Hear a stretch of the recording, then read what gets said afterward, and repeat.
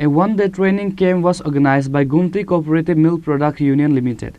Representatives of 165 milk grower associations from different parts of the state participated in this training camp organized at Agartala on Saturday.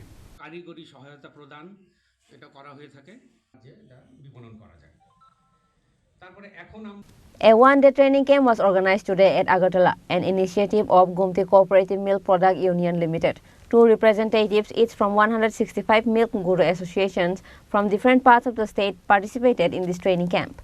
In the camp, the various schemes of the central and state governments for the herdsmen were discussed in details. Ratan Ghosh, chairman of Gumti Cooperative Milk Product Union Limited, gave details about this in an interview today. He said that the Chief Minister of the state is giving rupees 6,000 per annum to the herdsmen. Besides, Gokul Mission has a loan facilities of rupees 15 lakh under the central scheme. These various issues will be discussed in the training camp today.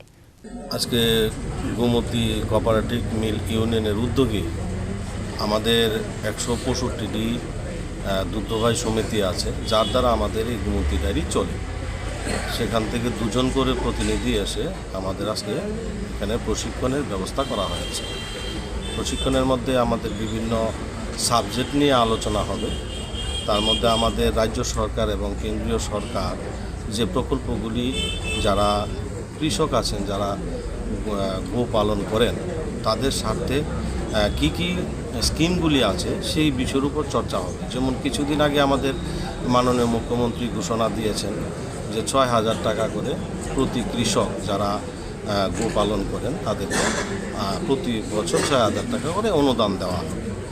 এই বিষয়ে আছে আমাদের Gokul mission আছে, যেটা 50 লক্ষ টাকা পর্যন্ত central government সেখানে অনুদান দিয়ে থাকেন এবং সেখানে 25 লক্ষ টাকা সাবসিডি আছে। এই ধরনের যে প্রকল্পগুলি আছে সেইগুলি বিস্তারিত আলোচনা হবে।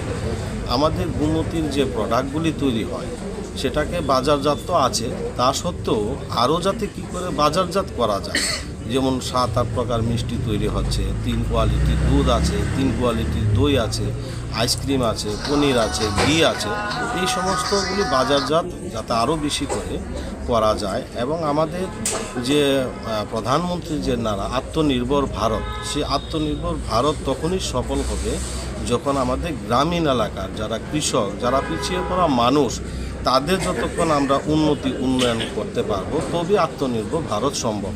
আর এই সংকল্প নিয়ে আজকে আমরা আত্মনির্ভর ভারত করতে যাচ্ছি এবং আমাদের প্রত্যেকটা এই সমিতির যারা প্রেসিডেন্ট সেক্রেটারি আজকে এসেছেন তাদের আজকে আছে প্রশিক্ষণের যে ব্যবস্থা, সেই ব্যবস্থাপনায় আমাদের বোর্ড অফ ডাইরেক্টর আছেন 5 জন, আমি চেয়ারম্যান আছি, এমন আমাদের একজনকে সমিতির থেকে একজনকে আজকে এই সভার সভাপতিত্ব করা হয়েছে।